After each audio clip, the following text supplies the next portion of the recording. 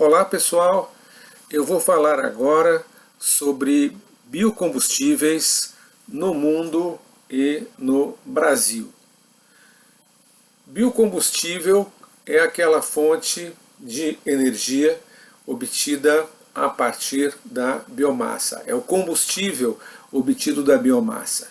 Biomassa é a matéria viva existente no planeta. Os biocombustíveis eles são obtidos dessa matéria viva, basicamente vegetais, plantas e em alguns poucos casos muito específicos também de produtos de origem animal. Vou olhar aqui as minhas anotações para não me perder.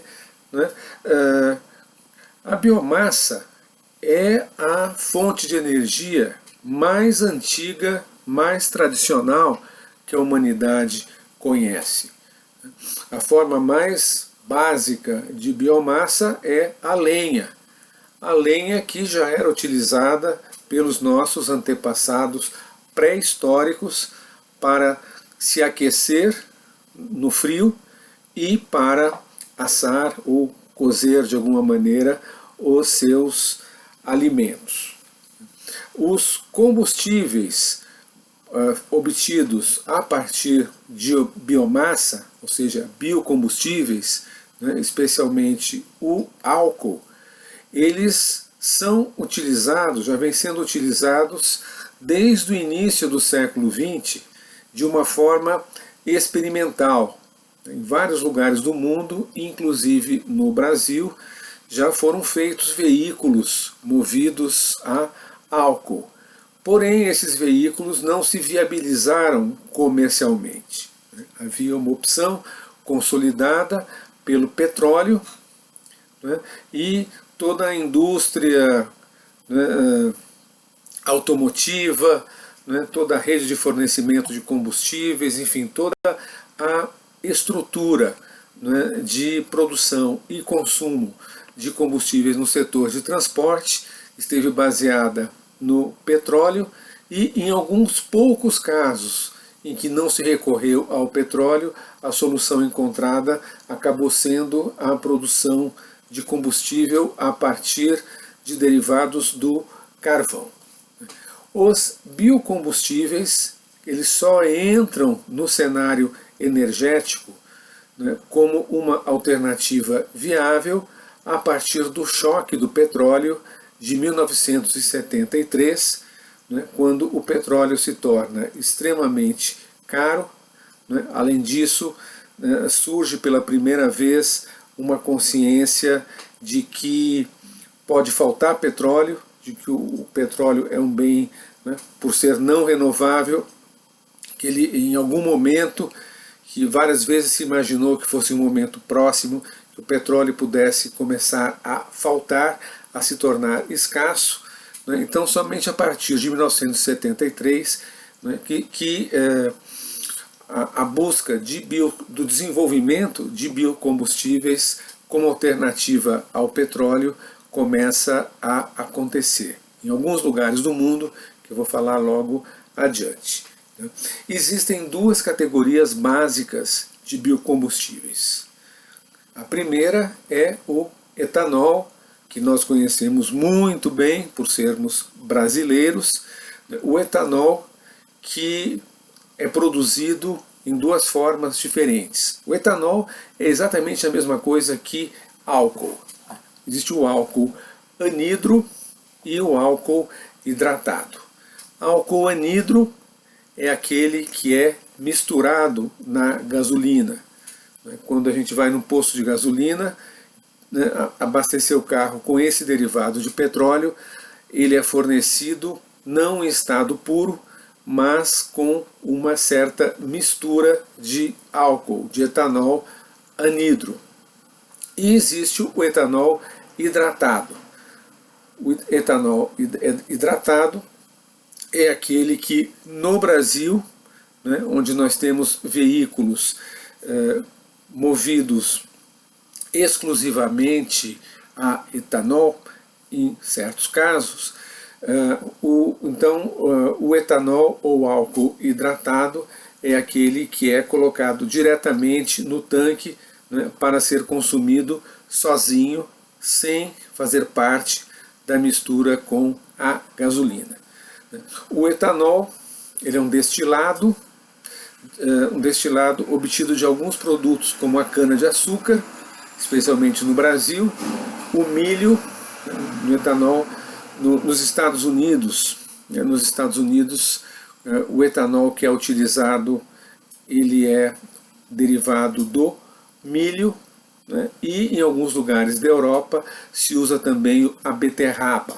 A mesma beterraba que produz açúcar também produz etanol, embora em níveis muito menores, infinitamente menores do que aqueles volumes gigantescos de milho e de cana-de-açúcar que são utilizados respectivamente nos Estados Unidos e no Brasil para se produzir etanol. A outra categoria de biocombustíveis é o biodiesel. O biodiesel é um óleo. Ele é feito numa mistura de óleo vegetal ou gordura animal, né, juntamente com uma certa quantidade de etanol ou de metanol, que é uma espécie de álcool obtido da madeira, que servem de catalisador, né, necessário para que se chegue ao biodiesel. O biodiesel, ele tem como fonte plantas oleaginosas. Basicamente, qualquer planta que se presta à produção de óleo pode ser utilizada para a produção de biodiesel. Também se utiliza, em alguns casos, sebo, gordura animal, gordura de gado, como fonte, como base para a produção do biodiesel. O Brasil, particularmente, é um país do mundo com uma forte presença de etanol, na sua matriz energética. O etanol utilizado como combustível, na indústria automotiva, em veículos, sobretudo veículos particulares. A especificidade brasileira é a utilização de veículos flex, veículos que funcionam tanto a gasolina quanto a etanol, ou numa mistura, em qualquer proporção que se queira, desses dois combustíveis. O Brasil é o único país do mundo onde se utilizam veículos movidos totalmente a biocombustíveis. Nem nos Estados Unidos, onde se utiliza bastante também o etanol, mas lá o etanol ele é sempre misturado na gasolina. Você não pode abastecer nos Estados Unidos um carro somente a etanol, como nós fazemos aqui no Brasil. Os Estados Unidos e o Brasil são, ao mesmo tempo, os maiores produtores mundiais de etanol e os maiores consumidores, desse combustível. Nos Estados Unidos, bom, já falei, o etanol obtido do milho, ele é misturado à gasolina, e naquele país representa 10% do consumo total de gasolina, o que é muita coisa, quando se considera que lá nos Estados Unidos se situa a maior frota de veículos do mundo. No Brasil, os biocombustíveis representam 17,5% da matriz energética e 8,2% da matriz elétrica. Ou seja, 17,5% de toda a energia que se utiliza economicamente no Brasil e 8,2% daquela energia que é utilizada especificamente para a geração de eletricidade, que é a matriz elétrica. Nesse caso, o combustível usado para a geração de eletricidade, o combustível da cana, é a queima do próprio bagaço da cana. Aquele resíduo, que é o bagaço, que sobra, que inicialmente, né, durante os primeiros tempos da produção de álcool combustível no Brasil, que não servia para nada, que era jogado fora para apodrecer no meio ambiente, o bagaço da cana, ele passou a ser, a partir de um certo ponto, queimado, né, e dessa queima se gera eletricidade. Essa queima, ela produz vapor de água, esse vapor de água ele alimenta caldeiras, né, que vão acionar um dínamo e que por sua vez vão gerar eletricidade. As usinas sucroenergéticas no Brasil, essas usinas que produzem etanol, elas são, portanto, autossustentáveis. Toda a energia de que elas necessitam é produzida lá mesma, né, por meio da queima do bagaço da cana para gerar eletricidade, e ainda assim há uma sobra de eletricidade significativa que é vendida e incorporada à rede elétrica, né, do Sistema Integrado Elétrico Brasileiro.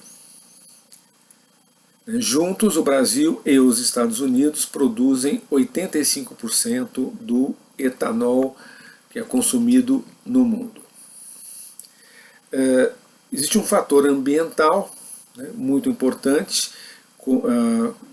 que serve de estímulo à indústria do etanol e também do biodiesel, né, que é o fato de que se trata de combustíveis que não emitem, ou que emitem menos. Na verdade, eles emitem também CO2, mas muito menos CO2 do que os combustíveis fósseis, do que o petróleo, do que o carvão e do que o gás natural.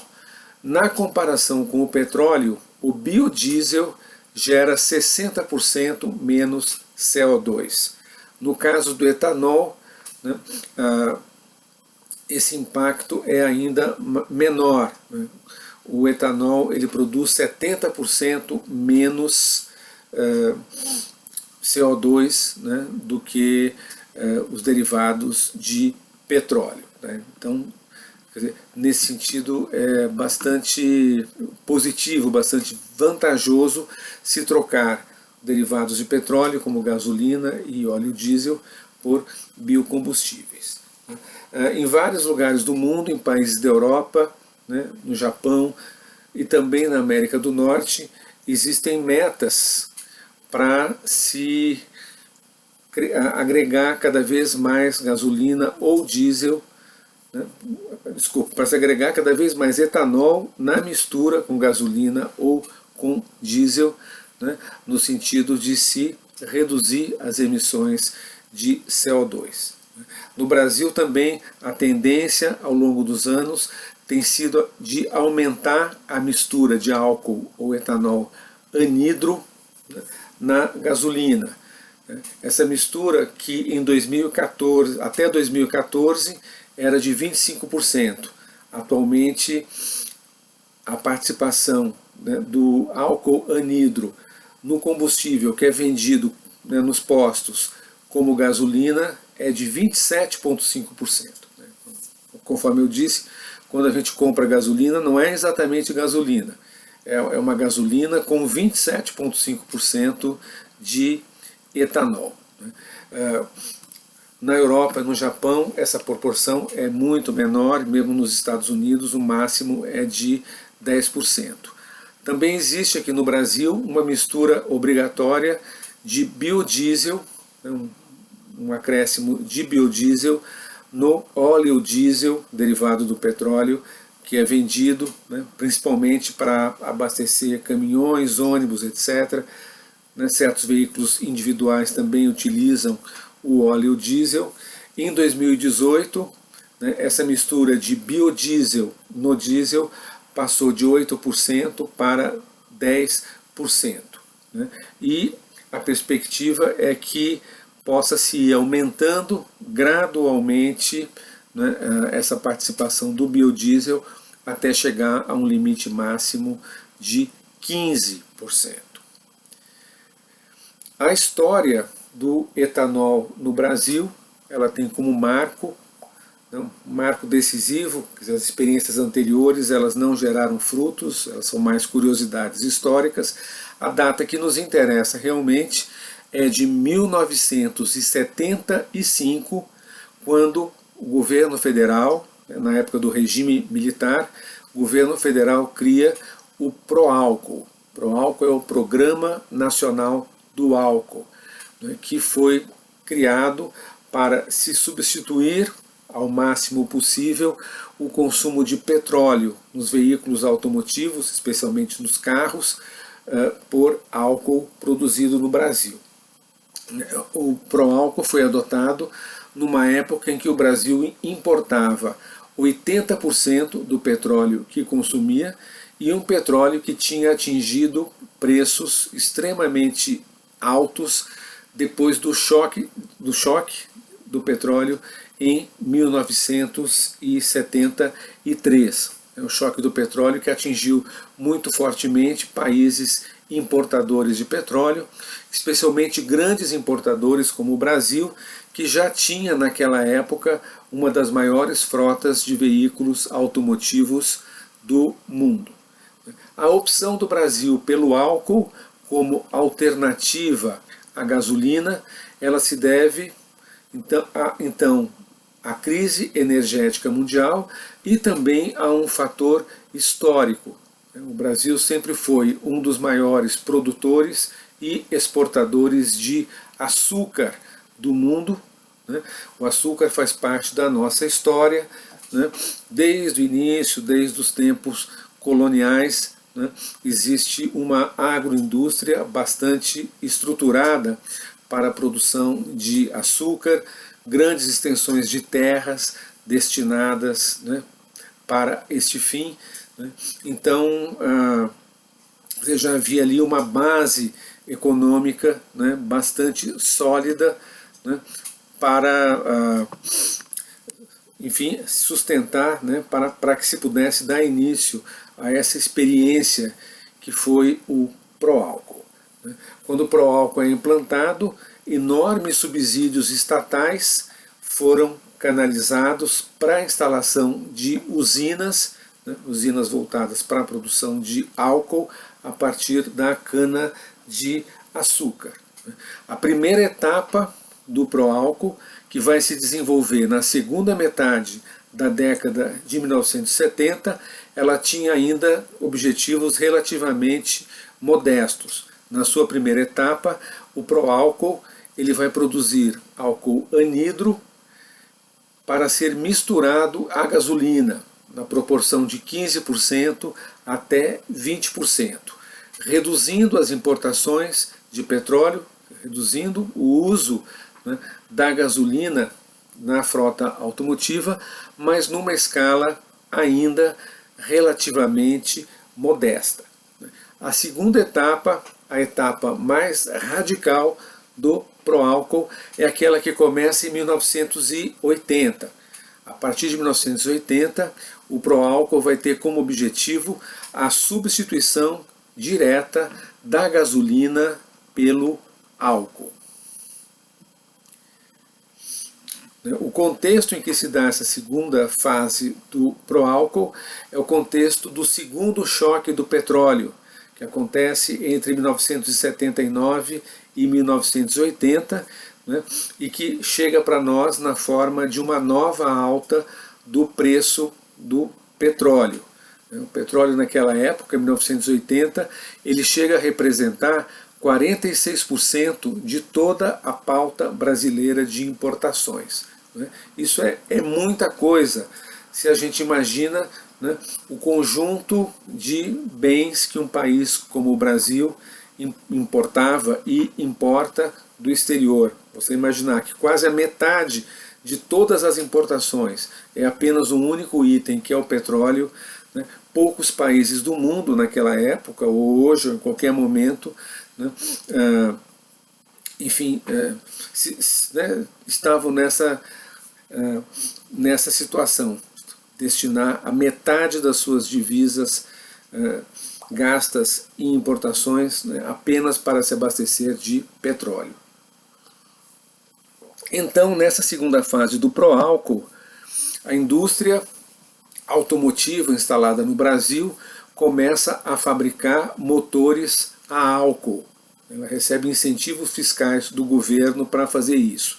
No início havia muita improvisação, as pessoas levavam seu carro em mecânicos que faziam oficinas que faziam adaptações, mecânicos ali que modificavam aqueles motores a gasolina para que eles pudessem ser abastecidos com álcool, e o resultado era bastante precário. O negócio funcionava, mas, enfim, com um grau de eficiência muito baixo. Porém, rapidamente a indústria começa a vender automóveis já projetados, já construídos para funcionar a álcool e apenas a álcool. Naquele período, a Petrobras, juntamente com as distribuidoras privadas de combustíveis, criaram um enorme sistema para viabilizar essa mudança da gasolina para o álcool. Um sistema gigantesco de transporte, de armazenamento, de distribuição e de venda do álcool aos consumidores nos postos de gasolina.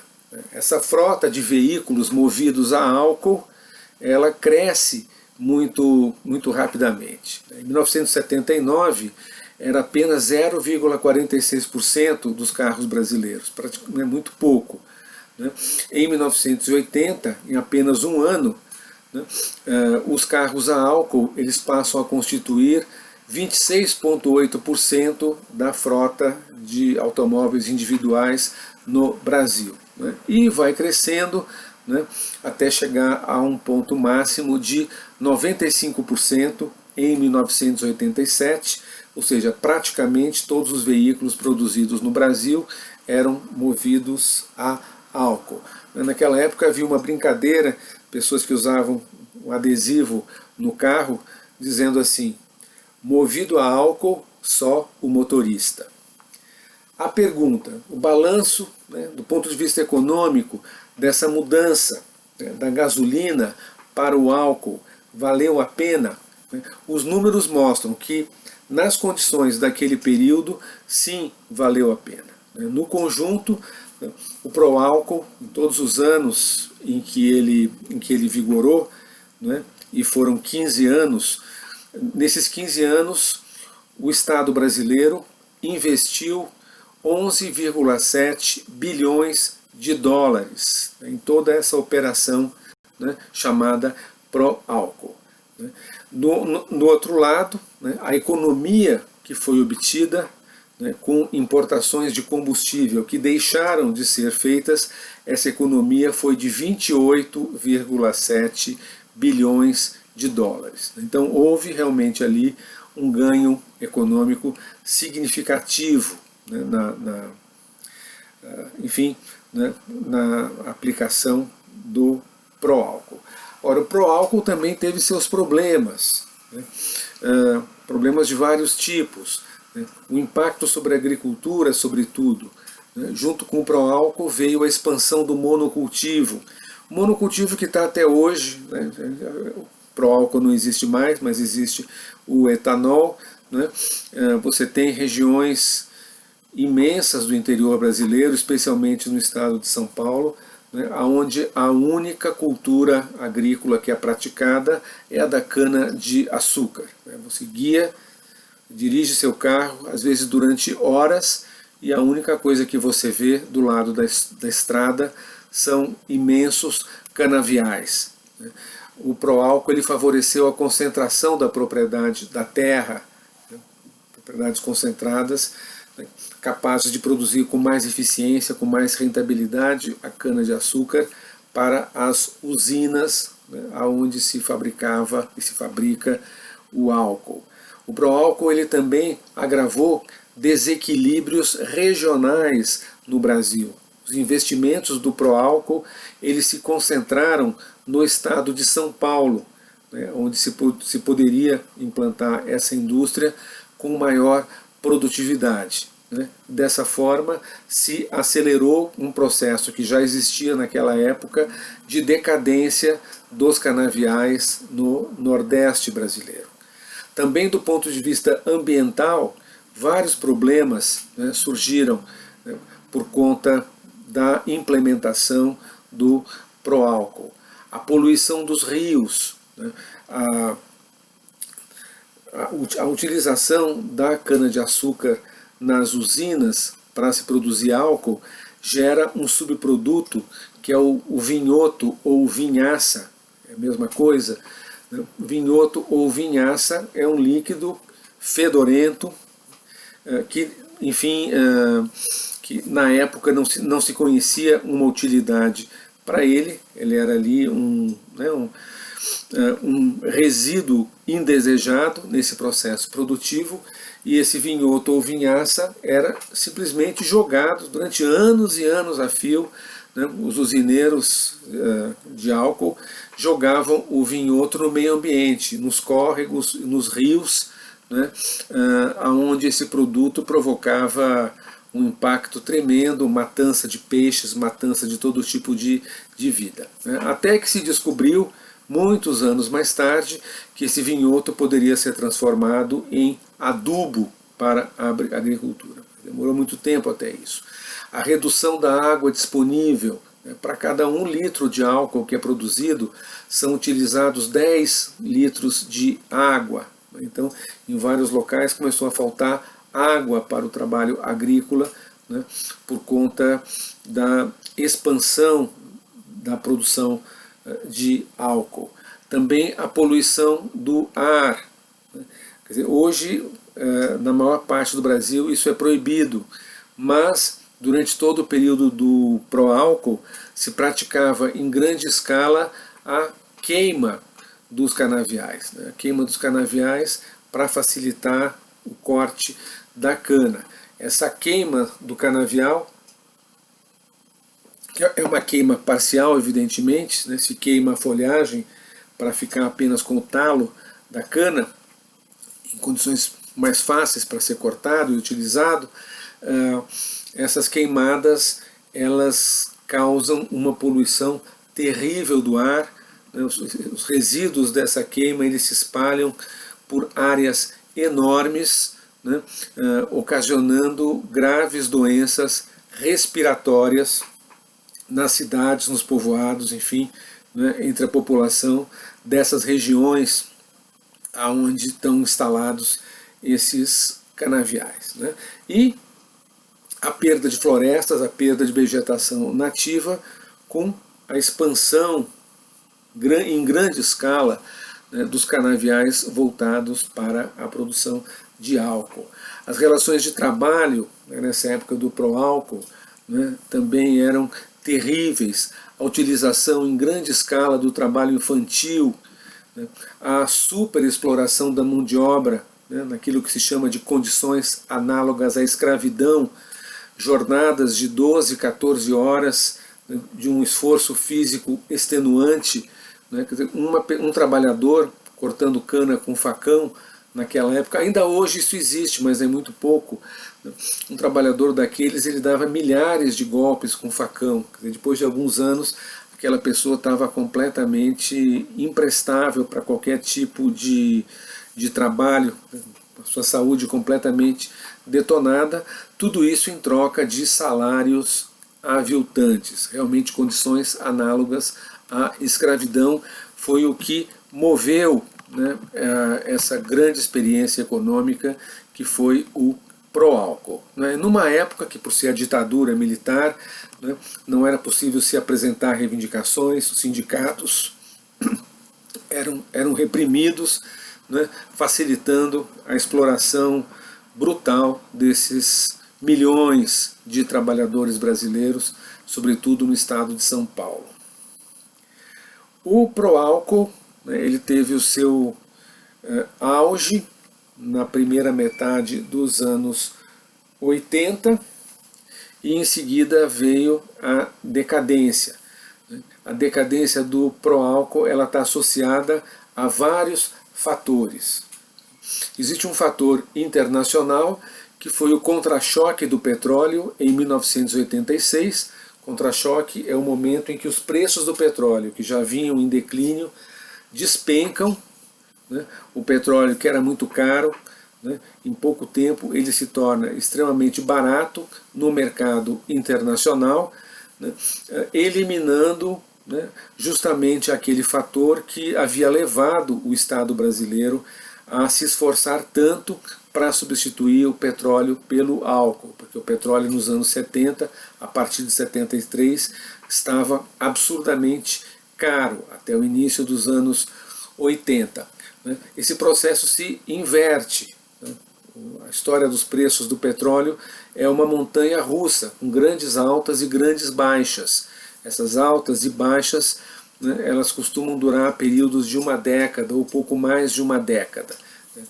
Nos anos 80 se inicia um longo período, meados dos anos 80, um longo período de preços baixos, né, do petróleo, né, o que tira a competitividade do álcool, a vantagem do álcool em relação à gasolina. Volta a ser vantajoso para o Brasil importar gasolina. A gasolina importada, ela custava menos para o Estado brasileiro do que o álcool, com todos aqueles subsídios, né, aquele dinheiro que o governo despendia ou abria mão com isenções fiscais, que no fim dá na mesma, né, era um dinheiro que o governo colocava ali para viabilizar, né, esse projeto do pró-álcool. Esse é o fator externo, a queda do preço, né, do petróleo e, portanto, do preço internacional da gasolina. E o fator interno é a crise financeira do Estado brasileiro. Os anos 80 são os anos da crise da dívida externa, não apenas no Brasil, mas na América Latina inteira, né, e em todos os países do mundo que contraíram grandes empréstimos nos anos 70, quando os juros eram baixos, e nos anos 80 se viram pendurados nos juros altos, né, tornando essa dívida muito difícil de ser paga, né, num período de recessão econômica mundial. Né. Então, por conta da crise da dívida externa, né, uma situação de dificuldades econômicas muito grandes, né, que o Estado brasileiro, né, foi parar numa situação ali à beira do colapso econômico, né, quer dizer, chegando no governo Sarney a decretar a moratória, né, ou seja, o Brasil declarar que não tinha condições de pagar a dívida externa. Naquele contexto, evidentemente, o Estado já não tinha mais capacidade para subsidiar o setor sucro-alcooleiro.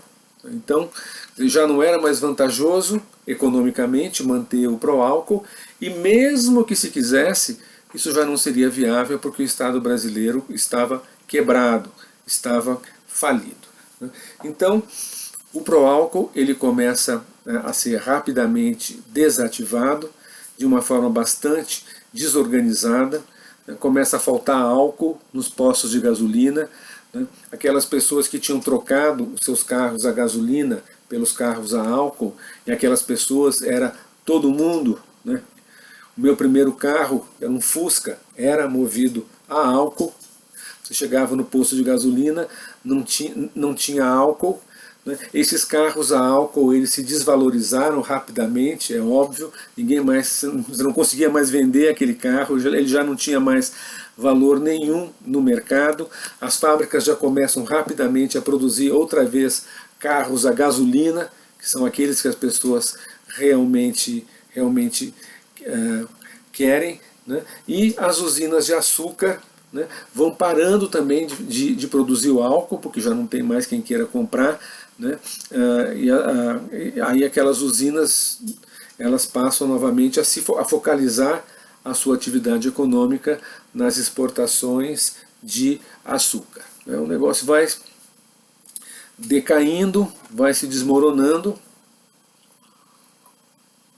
até que em 1980 o presidente Fernando Collor, logo no início do seu mandato, extingue o pró-álcool, né, pondo fim a essa experiência que chegou a dar resultados bastante bons, mas terminou de uma forma melancólica, deixando um gosto amargo na boca dos consumidores brasileiros, né, que passaram por tanto estresse, né, nos últimos anos do Proálcool e viram a desvalorização de um patrimônio que é o carro individual.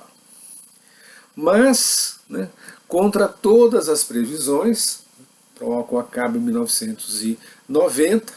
Durante a década de 90 não se fala mais nesse assunto, esse assunto ele fica ali meio que esquecido, eis senão quando que, a partir do ano 2000, volta-se a falar em etanol.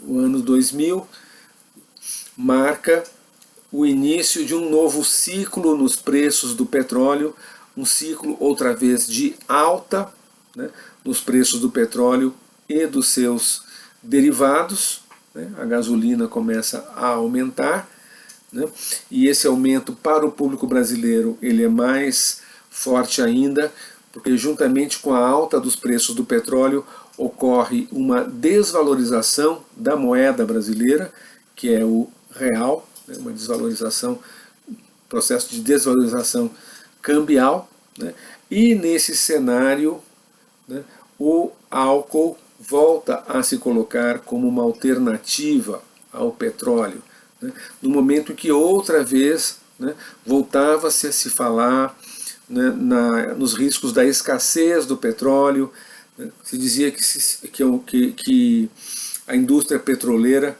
estava chegando próxima a um ponto de pico da produção, o pico petrolífero, um ponto máximo de produção possível, a partir do qual não seria mais, né, possível, viável, né, continuar expandindo a produção de petróleo, que essa produção de petróleo iria cair inexoravelmente, né, jogando nas alturas, a níveis inimagináveis, os preços do petróleo.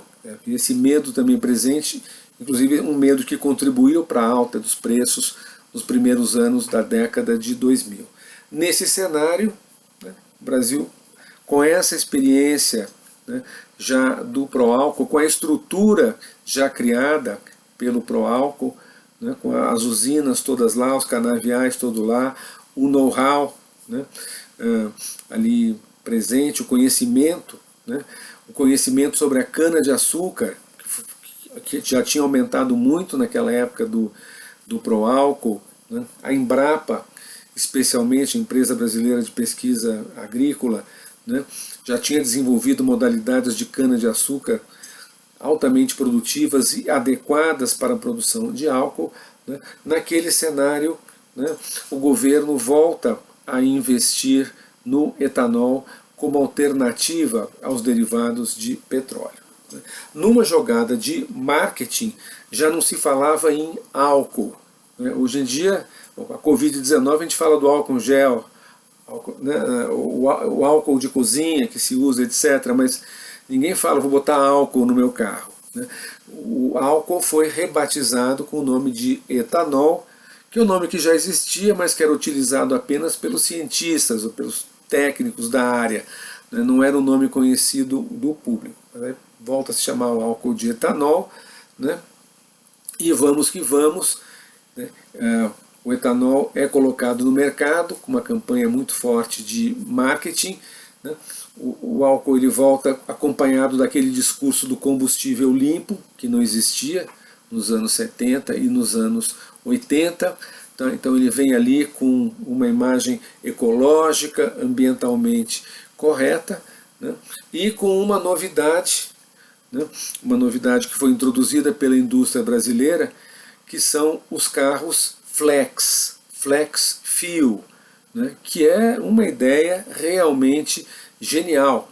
Né, você já não é mais obrigado a utilizar o etanol no seu carro, assim como também não é forçado a se manter na gasolina. Você tem a flexibilidade, o flex, de utilizar um combustível ou o outro, ou até de poder misturar os dois. Até onde eu sei não é bom misturar, mas enfim, o carro funciona de qualquer maneira com um ou com o outro, né, o motorista ele pode se dar o luxo de examinar os preços naquele momento, fazer as contas, etc. Né? E essa volta, né, do álcool, denominado agora etanol, né, ela se mostra extremamente bem sucedida, né, estimulando uma nova ampliação dos cultivos de cana para a produção de etanol. É uma expansão muito rápida, vertiginosa e de grandes proporções que acontece,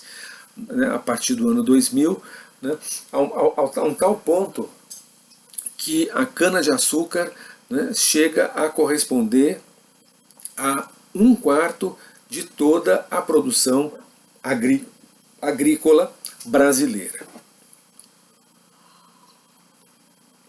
As condições já são outras condições trabalhistas. Aliás, grande parte da mão de obra nos canaviais, nesse período, ela é substituída pelas máquinas, né? Enfim, é um trabalho que se mecaniza em grande escala, né? Hoje em dia são poucos os lugares do Brasil em que você ainda tem aquela figura tradicional do trabalhador com facão na mão cortando cana. Hoje quem faz isso é a máquina. E melhorias ambientais, que eu já falei, o vinhoto é aproveitado, já não é mais jogado no meio ambiente. As queimadas, resta muito pouco das velhas queimadas. Na maior parte das regiões produtoras, as queimadas foram banidas e proibidas. E o consumo de etanol ele cresce rapidamente. Em 2008, o Brasil, né, se torna o primeiro país do mundo a utilizar mais etanol do que gasolina. Essa já não é mais a realidade de hoje, né? A partir da década de 2010, né, meados da década de 2010, de 2012, 2013, o setor sucro energético entra em crise no Brasil, né, uma crise que existe até hoje. A indústria do etanol ainda existe, é forte, etc., mas as expectativas do Brasil se tornar uma grande potência exportadora de etanol, essas expectativas não se concretizaram, né? Eu não vou falar aqui sobre a crise da indústria do etanol, do setor sucro-alcooleiro, por uma questão de tempo. Eu vou partir já rapidamente para um outro assunto dentro, né, desse tema maior, falar um pouquinho sobre o biodiesel. O biodiesel, juntamente com o etanol, ele vive um processo de grande expansão a partir do final dos anos 90, começo dos anos 2000, né, dentro dessa onda ecológica de substituição do petróleo por combustíveis renováveis. Uma série de plantas passaram a ser desenvolvidas, né, passaram a ser plantadas em grande escala para a produção de biodiesel. Ao contrário do etanol, né, que é produzido a partir de 2 ou 3 plantas, basicamente a cana-de-açúcar no Brasil, o milho nos Estados Unidos e um pouco a beterraba, né, não tem muito mais do que isso. No caso do biodiesel, há uma vasta variedade. O dendê, a soja, canola, algodão, pinhão manso, biodiesel de mamona, biodiesel de girassol, uma infinidade, palma, uma infinidade de plantas que são utilizadas para a fabricação do biodiesel. No Brasil, que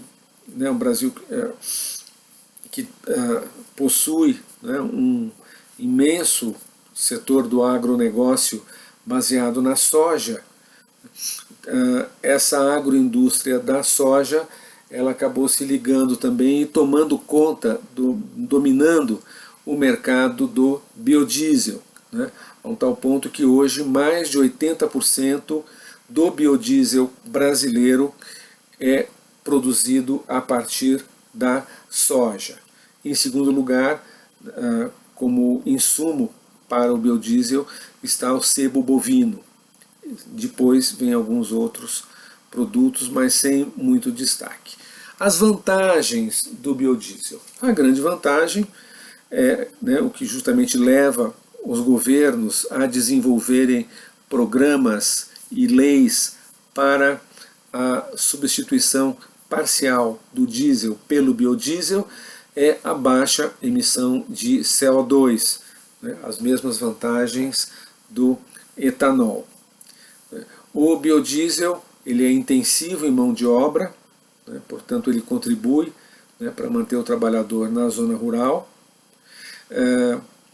O biodiesel ele é renovável, portanto ele é uma alternativa a uma eventual situação de escassez de petróleo, né?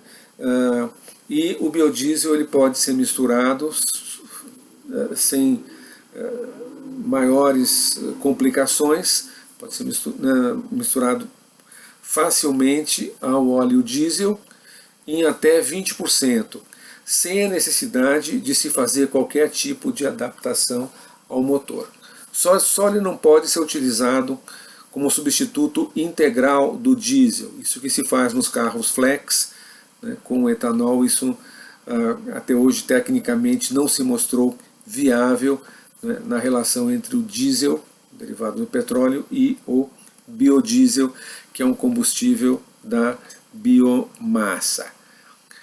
As desvantagens do biodiesel, né? Na prática, tanto no Brasil quanto em outros lugares do mundo onde se desenvolveu a agroindústria do biodiesel, o que aconteceu, que tem acontecido, é a expulsão de pequenos agricultores por grandes grupos econômicos, né, que vão tomar conta, né, dessa nova indústria de produção de biodiesel. Né. Aquela ideia do biodiesel ser produzido pela agricultura familiar, por pequenos agricultores que vão encontrar nisso uma fonte adicional de renda, né, é uma ideia romântica, né, que não se concretizou na prática. Na prática, a dureza mesmo do capitalismo é a grande propriedade, o monocultivo, né, os empreendimentos em grande escala, intensivos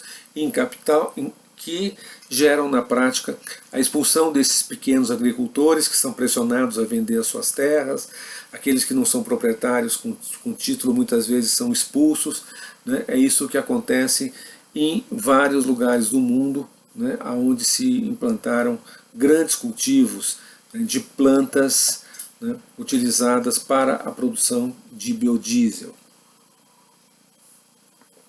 Esse processo ele vai ter um impacto muito forte, negativo, sobre a oferta e sobre o preço dos alimentos. Extensões de terra que antes eram utilizadas para a produção de alimentos passam a ser utilizadas para a produção de energia.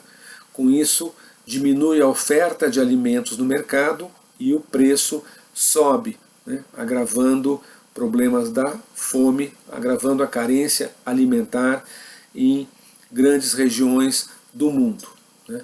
Ao mesmo tempo, há um impacto ambiental com a devastação de florestas que são destruídas para a implantação desses cultivos, né, de plantas destinadas à produção de biodiesel. Isso ocorre sobretudo no sudeste da Ásia, que vai se tornar a maior região produtora de biodiesel no mundo.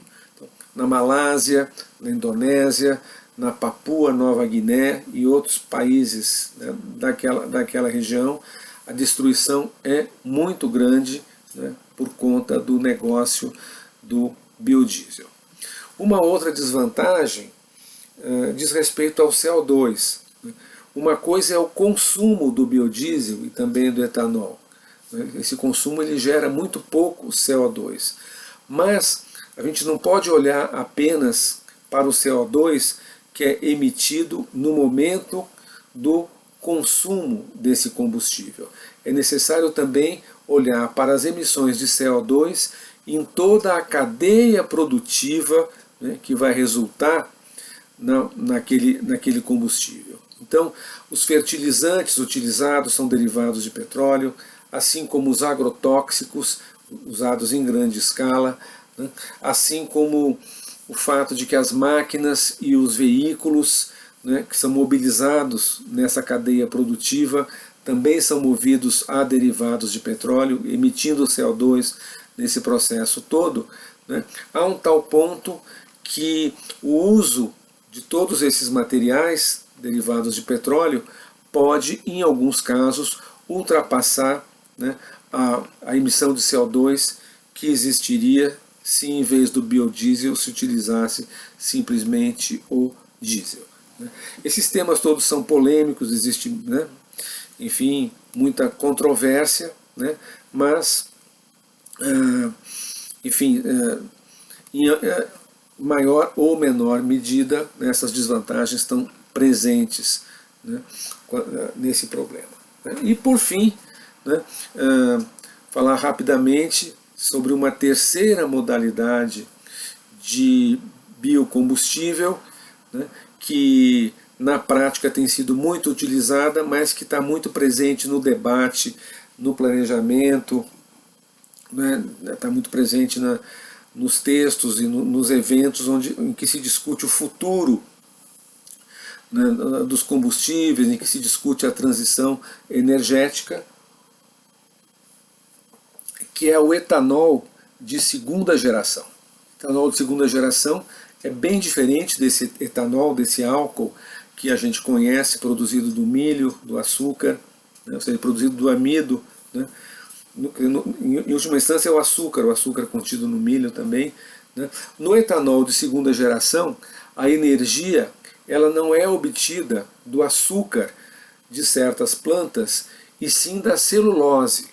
A celulose, que é um elemento básico em todas as plantas existentes no mundo, né. A celulose ela é uma fibra, né, é uma fibra que é muito difícil de ser desmanchada, de ser quebrada, né.